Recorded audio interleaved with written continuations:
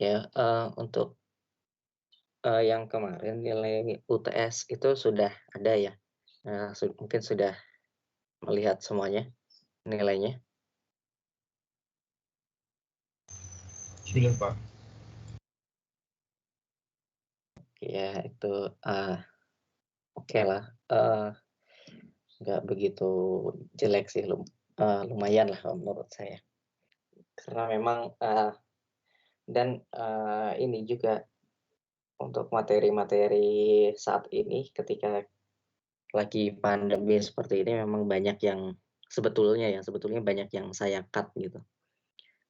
Saya cut, kemudian pembahasan mengenai rumus-rumus juga saya betul-betul saya kurangi gitu. Jadi memang betul-betul, targetnya ini di Geodesi Satelit 2 untuk saat ini ya, untuk semester ini targetnya yang penting paham dulu teknologinya seperti apa gitu.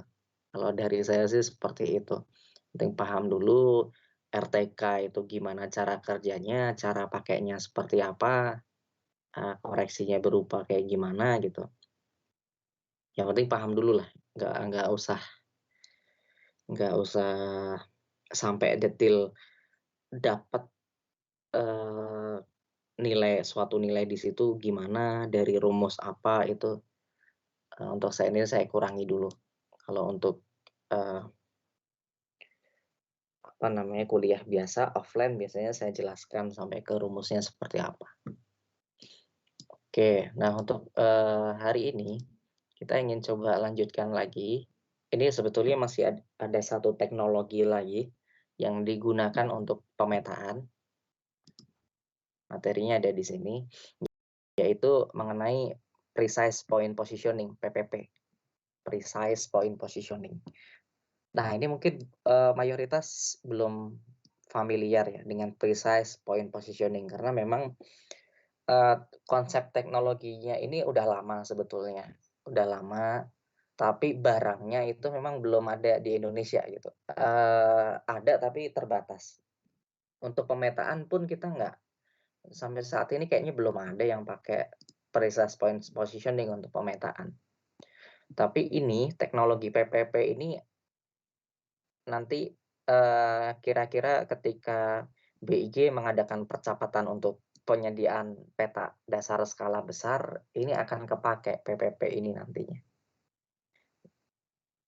Oke, ini, apa ya istilahnya, teknologi masa depan lah PPP ini kalau di Indonesia.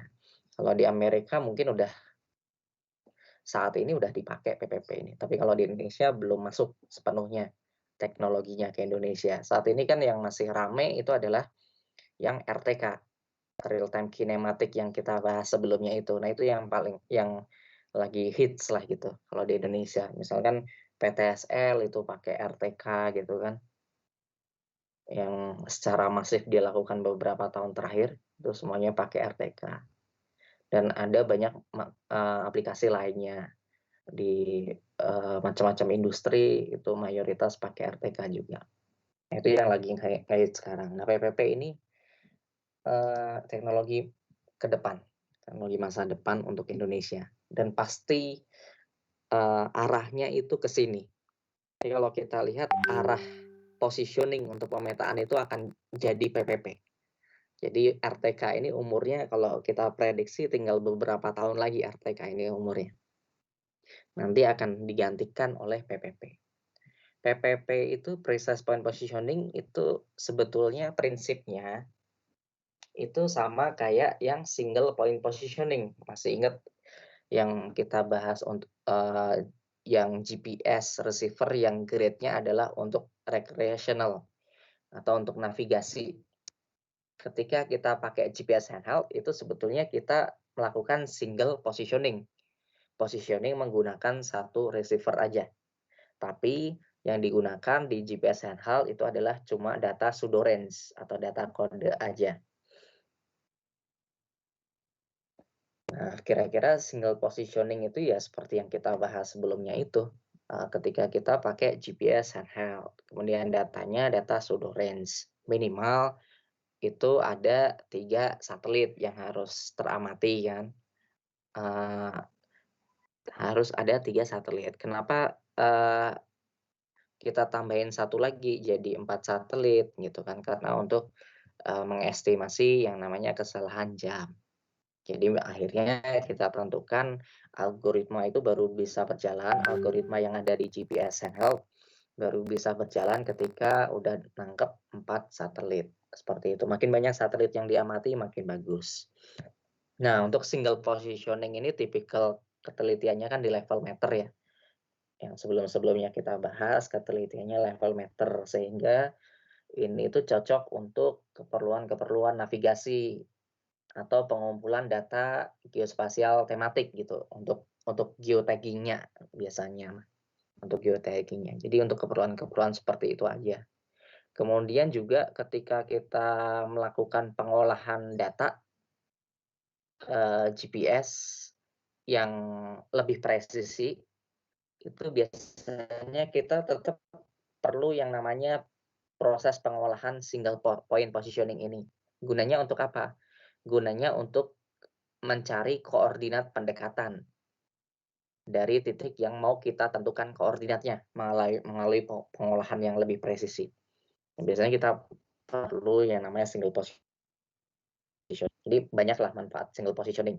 Jadi nggak hanya untuk navigasi aja, nggak hanya untuk yang ada di Google Maps kita aja, tapi lebih banyak dari itu. Nah, sebenarnya precise point positioning ini prinsipnya sama dengan single point positioning, hanya saja data yang digunakan nggak cuma data kode atau pseudo range saja, tapi juga data fase. Nah, masih ingat di sinyal GPS, kita bisa, apa namanya, menentukan jarak dari satelit ke receiver dari 2 data. Yang pertama adalah data kode, nanti menghasilkan data jarak satelit yang biasanya kita sebut sebagai jarak pseudo range. Yang kedua adalah data si sinyalnya itu sendiri.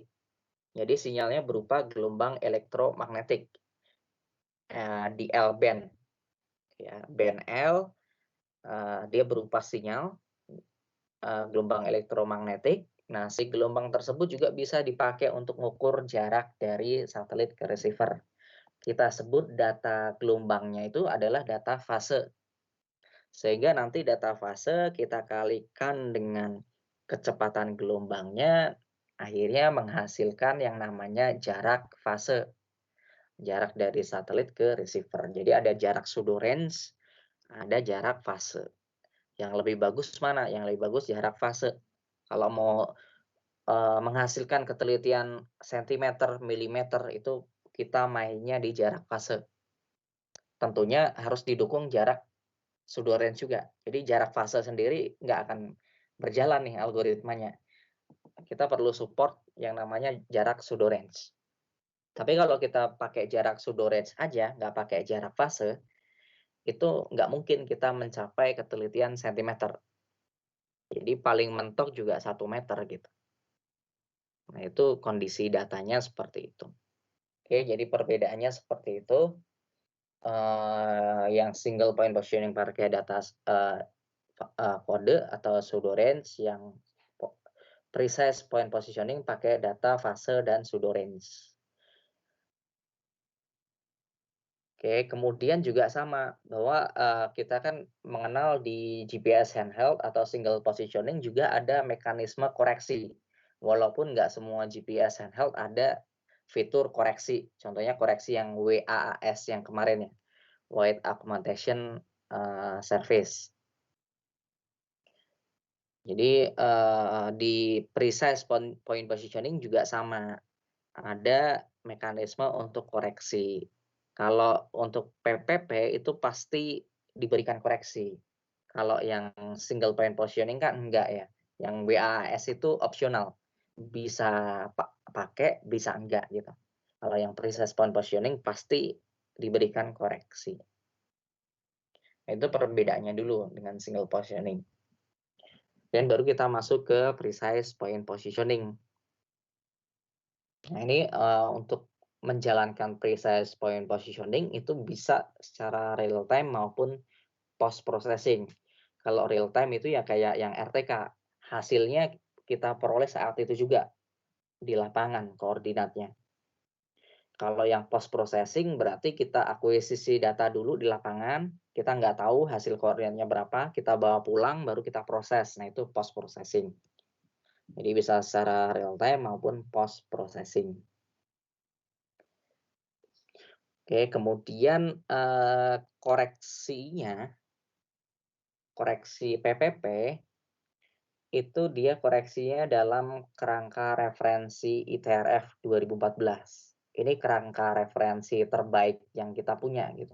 Di bumi kita itu ITRF. Dan ITRF yang terbaru itu adalah ITRF 2014. Jadi koreksinya sudah dalam ITRF 2014. Ini lebih bagus dibandingkan WGS 84.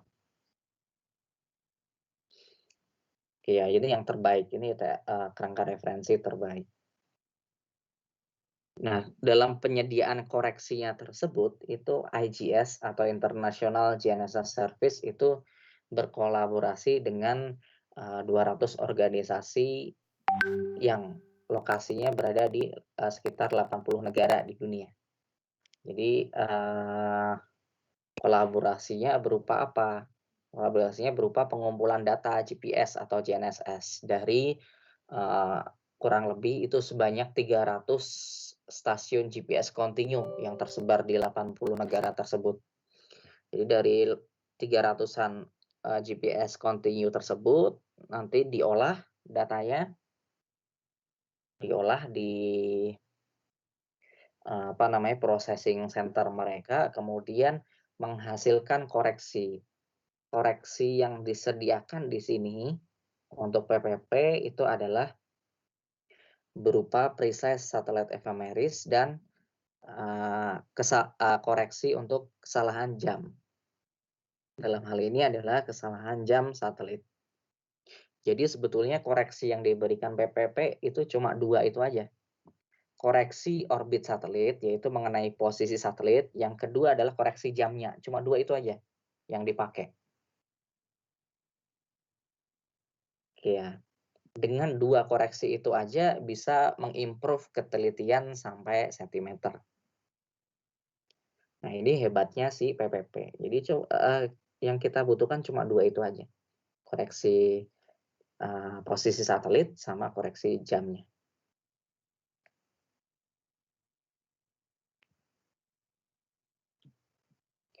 Nah, mekanismenya seperti ini, bahwa tadi itu si IGS itu bukan punya ya, dia mengelola sekitar 300 GPS kontinu di seluruh dunia tadi ya.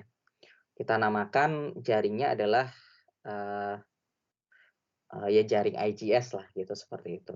Dari jaring IGS tadi yang terdiri dari banyak reference stations, kemudian datanya dikumpulkan di network control center.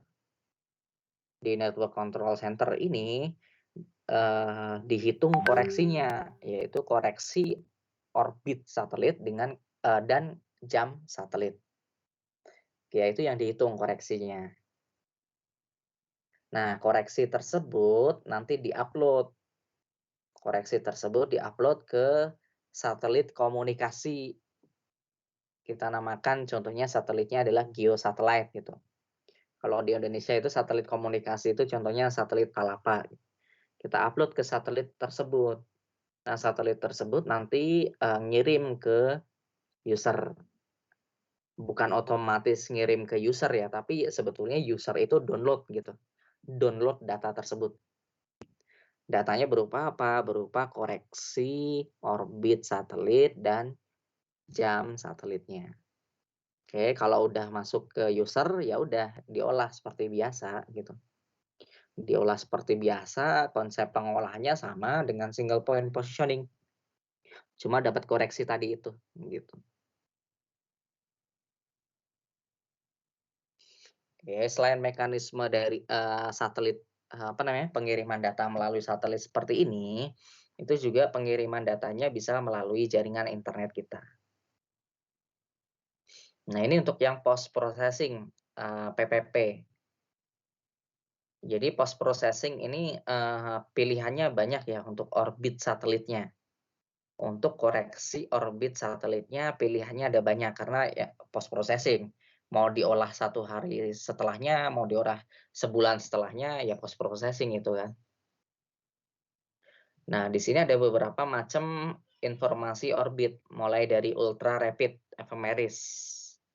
Tentunya di sini termasuk untuk kesalahan jamnya juga ya. Nah, ini ada ultra rapid ini ada sekitar 3 sampai 9 jam setelah pengamatan kita. Jadi kalau kita melakukan pengamatan GPS jam 3 sekarang, itu berarti ultra rapid baru ada jam 6 nanti. Paling cepat jam 6 sore nanti gitu. Oke, nah ini biasanya, dalam 1 hari itu di-post selama 4 kali, yaitu di interval jam 3, jam 9, jam 15, dan jam 21 waktu UTC. Oke, waktu UTC. Kalau di WIB berarti ditambah 9 gitu kan ya, nanti ditambah 9. Kalau yang pertama itu di, interval jam 3 berarti kalau di sini jam 9 tambah 3 jam 12 siang. Kalau yang kedua berarti jam 6 sore tadi, gitu kan, dan seterusnya, seperti itu. Nah, ini untuk ultra rapid. Kemudian untuk yang produk rapid orbit, itu ada sekitar 17 sampai 41 jam setelah pengamatan kita. Untuk yang final orbit, itu baru ada sekitar 12 sampai 18 hari setelah pengamatan. Nah, ini biasanya di-upload di webnya itu, di-upload di servernya ya, di-upload di servernya itu setiap hari Kamis.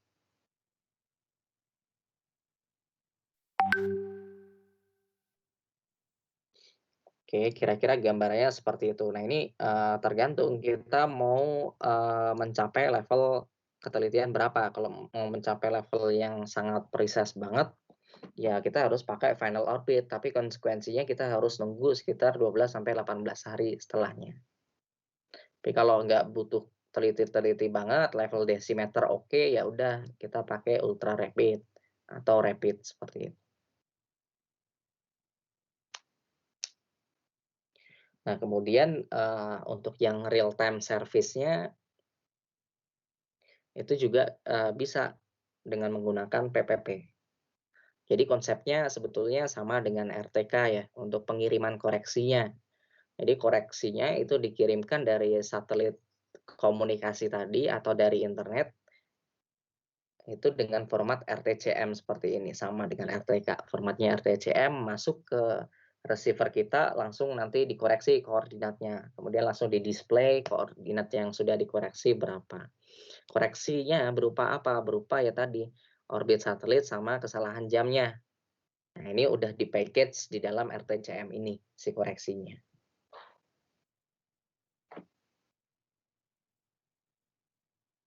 Oke, biasanya untuk, kan tadi, kalau kita mengacu ke informasi orbit realnya yang memang dihitung real dari data pengamatan, itu paling cepat kan 3 jam setelah pengamatan.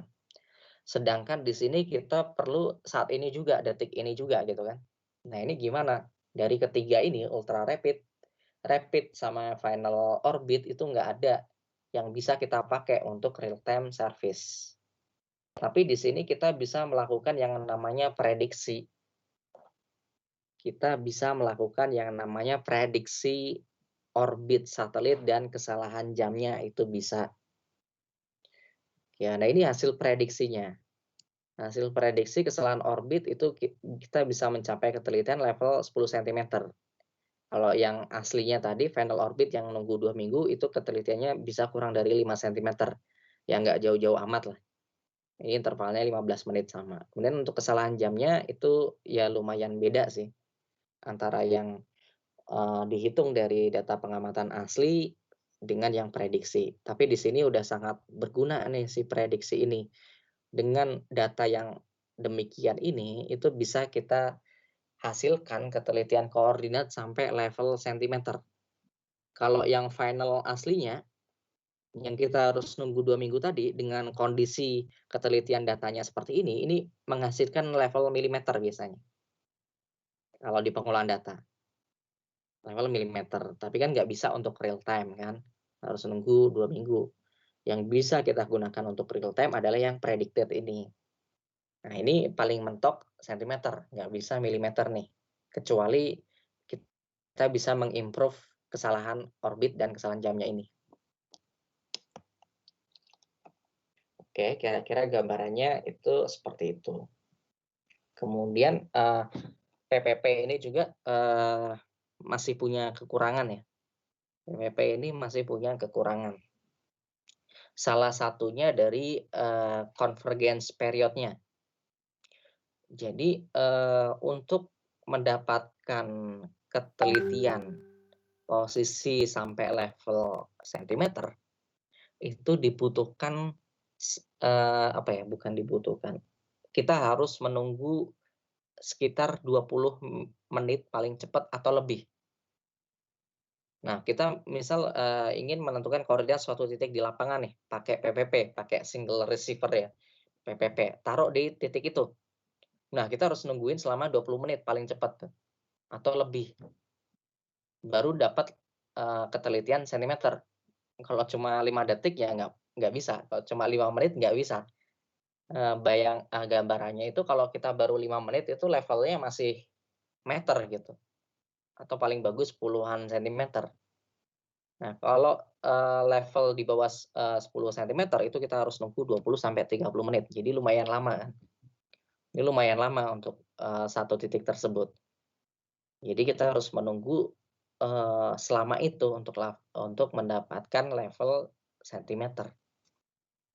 Nah, tapi berita bagusnya itu kalau si apa, si sinyal GPS-nya itu nggak terputus, itu untuk menentukan koordinat di titik berikutnya itu nggak usah nunggu sampai segini waktunya.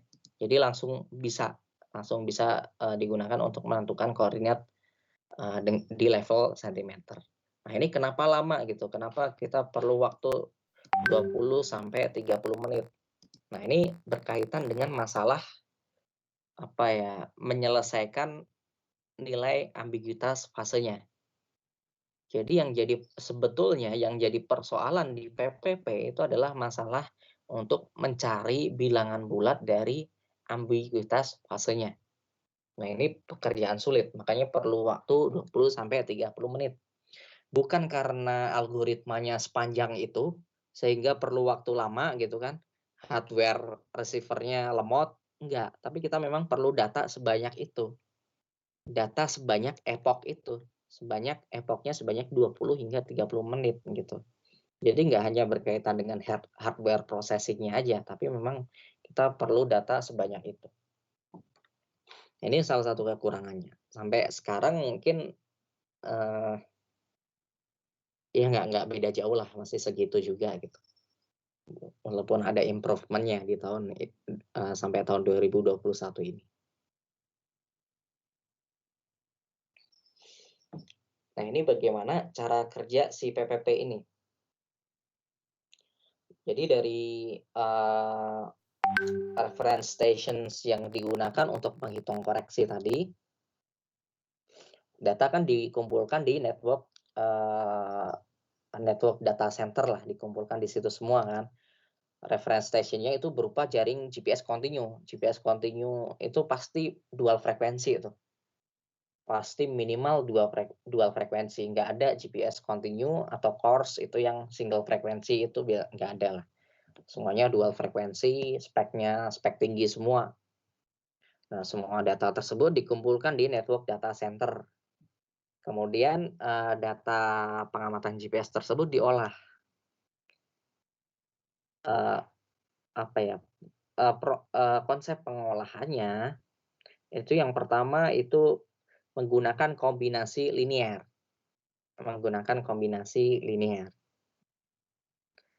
Nah, ini sebetulnya kombinasi linier ini ada rumusnya, cuma belum kita pelajari ya sampai sekarang. Ada rumusnya, jadi antara L1, gelombang dari L1 dengan L2 dikombinasikan linier gitu, menghasilkan panjang gelombang yang baru, gitu. Kalau kita pelajari kan L1 dia punya panjang gelombang sendiri, L2 punya panjang gelombang sendiri, gitu kan. Kalau kita gabungkan menjadi panjang gelombang yang baru.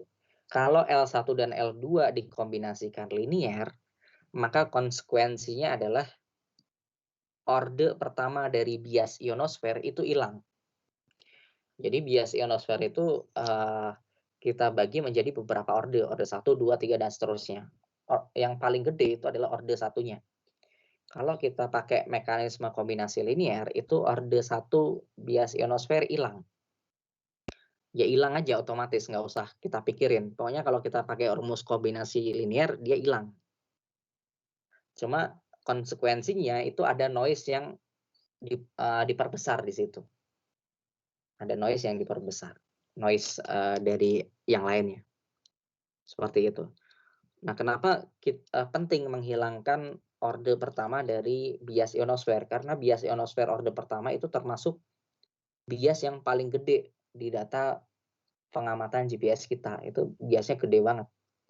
Kalau yang gede banget itu hilang, ya mempermudah pekerjaan kita. Mempermudah pekerjaan kita untuk apa? Mempermudah pekerjaan kita untuk menyelesaikan ambiguitas fase. Jadi ambiguitas fase ini, dia berupa bilangan bulat. Untuk menemukan nilai ambiguitas fase itu kalau bisa semua bias dan kesalahan yang terkandung di data pengamatan kita remove dulu, kita ilangin semua dulu. Oke, kita ilangin semua dulu, baru nanti kelihatan ambiguitas fasenya berapa gitu, konsepnya kayak gitu. Sebisa mungkin kalau bisa kita ilangin gitu aja. Cuma di sini nggak bisa ya 100% kesalahan dan bias kita ilangin semuanya, itu nggak bisa di sini. Maka dari itu tadi, perlu waktu yang cukup lama untuk menemukan nilai ambiguitas fasenya berapa. Ini biasanya dihitung dari, model pengamatan jaraknya. Kemudian, bias troposfer itu biasanya diestimasi,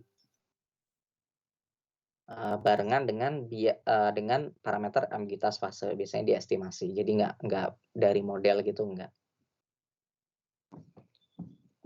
Kemudian untuk mencapai ketelitian yang, paling bagusnya, maka efek-efek yang lain seperti ini, carrier phase YNAB, kemudian transmitter antenna phase offset, solid earth tides, kemudian ocean tide loading, macam-macam itu kita masukkan model-modelnya untuk mengkoreksinya. Sehingga kesalahan dan bias dari fenomena-fenomena ini hilang dulu gitu. Tereduksi lah, bukan hilang sepenuhnya sebetulnya, tereduksi secara signifikan. Kemudian sisanya setelah kita modelkan semua, kita estimasi semua adalah residunya. Nah, residunya ini, berupa noise dari receiver dan multipad biasanya, residu sisanya. Noise dan multipad. Nah, ini biasanya, umumnya kita abaikan gitu. Atau kalau mau perfect ya kita, coba, melalui prosedur stokastik. Prosedur stokastik itu, ya ada analisis statistiknya lah gitu, seperti itu. Tapi biasanya umumnya kita abaikan. Kalau, udah sampai residu itu mengandung noise sama multipad, ya udah gitu, kita abaikan aja. Nah, ini adalah convergence period dari PPP tadi, bahwa kita baru bisa dapat, posisi dengan ketelitian sentimeter itu setelah 20 sampai 30 menit. Ya, sebelum itu ketelitiannya, nah ini lebih dari 1 meter nih di awal-awal, di 5 menit awal itu ketelitiannya lebih dari 1 meter semua. Ini percobaan, dari 7 hari ya, di stasiun yang sama. Jadi setelah 20-30 menit baru dapat ketelitian di level sentimeter. Kayak gambarannya seperti itu. Nah, PPP ini itu bisa, memberikan hasil koordinat dengan ketelitian sentimeter di, mode statik di mode statik. Kalau di mode kinematik, itu yang bisa diberikan itu, cuma level desimeter, nggak bisa level sentimeter. Oke, apa beda statik sama kinematik? Kalau statik itu, titik kita diasumsikan dia diem, titik kita nggak bergerak, titik kita diasumsikan diem. Maka dari itu, data pengamatan GPS yang isinya ada sekian banyak epoch dalam beberapa jam pengamatan tersebut kan, ada ratusan epoch lah, bahkan ribuan epoch, data-data tersebut diolah, dengan menggunakan prinsip perataan, diolah semua, kemudian nanti dicari rata-ratanya dari setiap epochnya. Dicari rata-rata sehingga menghasilkan satu koordinat aja. Karena konsepnya tadi, bahwa titik kita dianggap diem. Kalau dianggap diem berarti koordinatnya cuma satu. Nah, walaupun data pengamatannya banyak, ada sekian banyak epoch, tetap hasil yang dianggap cuma satu, yaitu rata-rata dari keseluruhan data tersebut. Nah, itu statik. Kalau kinematik, itu titik yang mau kita tentukan posisinya dianggap bergerak. Jadi, bergeraknya gimana? Jadi tergantung asumsi kita. Kita asumsikan dia bergerak setiap 1 detik. Berarti setiap 1 detik nanti ada hasil koordinatnya. Dari cuma beberapa epoch tadi. Jadi epoch, di detik tersebut aja gitu. Kalau kita asumsikan setiap 5 detik, berarti setiap 5 detik ada hasil koordinatnya. Kita memberikan hasil koordinatnya. Kalau kita asumsikan titik tersebut bergerak setiap 15 detik, berarti setiap 15 detik kita, berikan koordinatnya. Kita olah dari, epoch ke-1 sampai epoch ke-15 gitu. Kita olah, data pengamatan di epoch tersebut aja, kemudian menghasilkan satu koordinat untuk, atau pada interval yang ke-15, interval ke-30 dan seterusnya ya sama gitu. Itu seperti itu konsepnya. Ya, nah ini perlu diingat-ingat kalau statik itu level yang dicapai sentimeter, kalau kinematik itu desimeter. Baik, real time maupun post processing itu sama lah, penelitiannya segitu.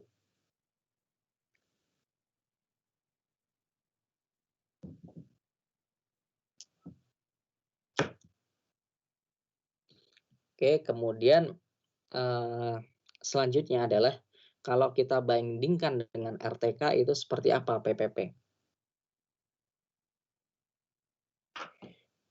Ya itu, seperti apa? Apakah performanya sudah bisa, apa ya, sudah bisa menyaingi RTK?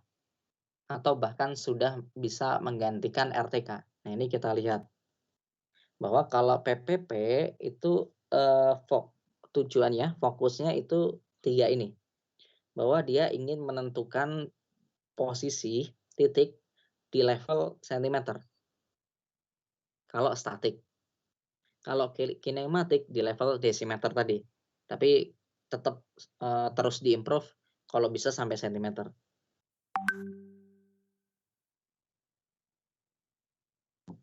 Oke ya, kemudian, masalah tadi convergence period. Nah, ini diharapkan dengan menggunakan PPP itu, eee, kita nggak perlu waktu yang lama untuk mendapatkan suatu koordinat. Tapi tadi nyatanya bahwa kita masih perlu waktu sekitar 20 sampai 30 menit untuk sampai level sentimeter gitu. Kemudian yang ketiga itu adalah bahwa ketika kita menggunakan PPP, kita cuma perlu satu receiver aja. Jadi kalau kita nyewa satu receiver kan lebih ringan ya, dibandingkan nyewa minimal 2 atau lebih gitu. Nah, kita cuma perlu satu receiver. Nah, ini salah satu kelebihan si PPP terhadap RTK ya. Sejauh ini itu kelebihannya ada di poin yang ketiga. Jadi kita cuma perlu satu receiver tanpa perlu adanya base station atau reference station. Ini udah jelas, ini melangkahi RTK. Kalau yang nomor satu ini mungkin belum. Untuk yang kinematik ya tadi, masih di level desimeter. Kalau RTK levelnya udah sampai sentimeter kalau untuk yang kinematik. Nah, ini masih belum. Kemudian masalah waktunya juga sama, masih lebih cepat RTK dibandingkan PPP. Nah, ini, terus, di-improve ya, performa PPP ini terus di-improve. Salah satu kendalanya kenapa ini butuh waktu lama, kemudian levelnya kok nggak sampai sentimeter kinematiknya, itu adalah berkaitan dengan ambiguitas fase. Masalahnya itu cuma di situ, tapi itu masalah yang berat gitu, cuma menentukan ambiguitas fasenya, gimana caranya biar lebih cepat. Itu persoalan pentingnya di PPP. Tapi satu itu persoalan yang berat gitu, satu itu. Ini terus dikembangkan oleh para peneliti gitu. Ini solusinya seperti apa. Kalau seandainya itu bisa di-improve secara signifikan, saya pikir sudah tentu bahwa PPP bisa menggantikan RTK. Oke, kemudian bagaimana dengan biayanya? Kalau dengan biaya melakukan pengamatan, processing jelas PPP lebih unggul dibandingkan RTK. Saya pikir karena secara algoritma itu nggak berat-berat amat lah gitu kalau, sistemnya ini udah jadi. Kemudian dari jumlah receiver-nya juga PPP lebih sedikit dibandingkan RTK, otomatis dari segi biaya itu PPP lebih unggul dibandingkan RTK. Kemudian dari segi infrastrukturnya juga sama dengan RTK, cuma tambahannya bahwa di sini, kita perlu kalau mau pakai satelit dalam mengirim data, ya kita perlu satelit komunikasi. Tapi kalau nggak ada satelit komunikasi juga nggak apa-apa, bahwa kita kan masih punya internet yang bisa diakses melalui IP address gitu. Toh sekarang RTK yang ada di Indonesia yang koreksi RTK yang disediakan oleh BIG itu juga pakai internet kan, nggak pakai satelit. Ya sebetulnya secara infrastruktur samalah gitu. Nah, cuma yang beda tadi itu, convergence period-nya, bahwa ini masih jauh dari harapan lah si PPP ini. Kemudian, apakah ada kecenderungan bahwa PPP ini akan bekerja seperti RTK? Enggak, PPP sama RTK itu betul-betul, apa ya, betul betul berbeda gitu. Jadi, skema, apa namanya, perhitungannya beda, skema pengkoreksinya beda gitu. Ini 2 hal yang betul-betul berbeda gitu. Nggak begini, nggak prinsipnya sama dengan RTK, cuma ada yang di-improve, nggak. Tapi ini betul-betul hal yang berbeda antara PPP sama RTK. Kemudian apakah ke depannya si PPP ini bisa menggantikan RTK gitu. Kalau untuk saat ini, posisi PPP saat ini, bahwa PPP itu, masih menjadi pelengkap ya, pelengkap untuk RTK. Nah, posisi saat ini seperti itu tuh, masih menjadi pelengkap. Tapi kalau hal-hal tadi bisa di-improve oleh para para peneliti, mengenai tadi ya convergence period, akurasi, kemudian integrity. Nah, itu bukan tidak mungkin si PPP ini akan menggantikan si RTK. Oke, jadi sejauh ini itu, PPP ini masih, eee, proses improvement ya, terus ditingkatkan dari segi akurasi, terutama dari segi akurasi dan convergence period tadi. Nah, kunci untuk meningkatkan akurasi dan convergence period itu ada di penyelesaian ambiguitas fasenya. Jadi kuncinya ada di sini nih, ini kunci utamanya. Jadi, researcher, atau peneliti fokus untuk ini, mengimprove, solusi dari ambiguitas fase. Oke, itu adalah, teknologi PPP, yang kita diskusikan di pertemuan hari ini. Ini mungkin kalau kita, apa namanya, rekan-rekan mahasiswa sekalian dapat kerjaan di luar, itu mungkin saya yakin 100% belum ada yang pakai PPP untuk saat ini ya. Tapi untuk kedepannya itu saya antisipasi ya, sekitar 5 tahun ke depan gitu, itu pasti orang udah mulai banyak pakai PPP di Indonesia. Jadi kita lebih, maju ke depan ya, kita kita pelajari teknologinya dulu lah gitu, sebelum nanti di dunia kerja nanti dapat teknologi yang namanya PPP ini. Oke, sampai sini apakah ada yang mau ditanyakan?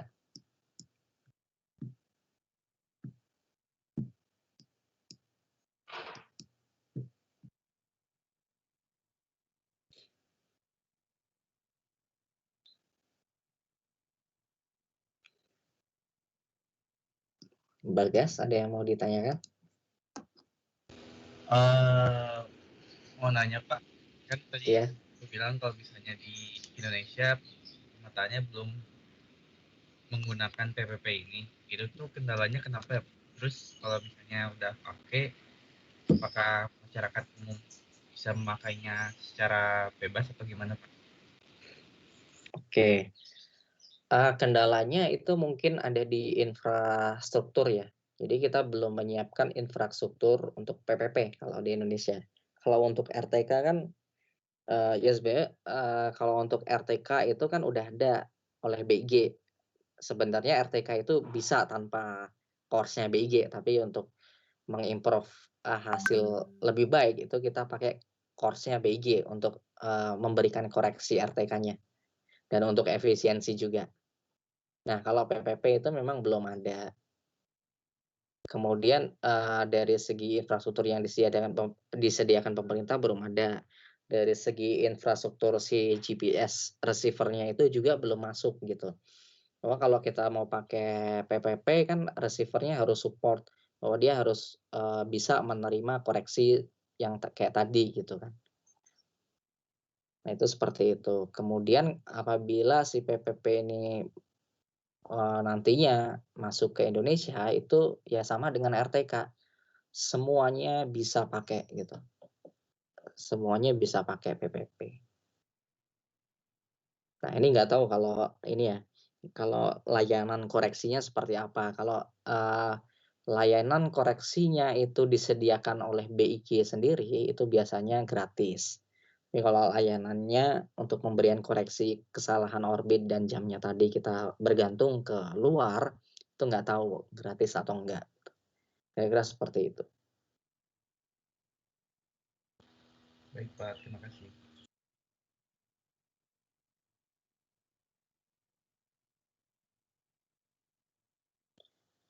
Oke, ada yang mau ditanyakan lagi?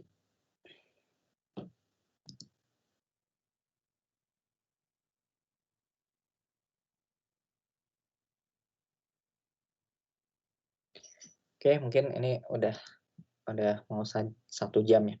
Oke, kalau nggak ada pertanyaan lagi, mungkin kita lanjutkan di pertemuan berikutnya. Di pertemuan berikutnya itu mungkin kita masuk ke GNSS untuk survei. GNSS untuk survei. Jadi GNSS untuk pemetaan cukup sampai di PPP ini aja. Selanjutnya untuk survei, nah ini nanti, mungkin lebih kompleks ya, materinya lebih kompleks sepertinya. Tapi ini, saya coba berusaha untuk, meminimalisir, rumus yang keluar gitu, seperti itu. Oke, mungkin cukup sekian pertemuan kita hari ini, terima kasih untuk waktu dan kehadirannya. Terima kasih Pak. Baik Pak, terima kasih Oke. Pak.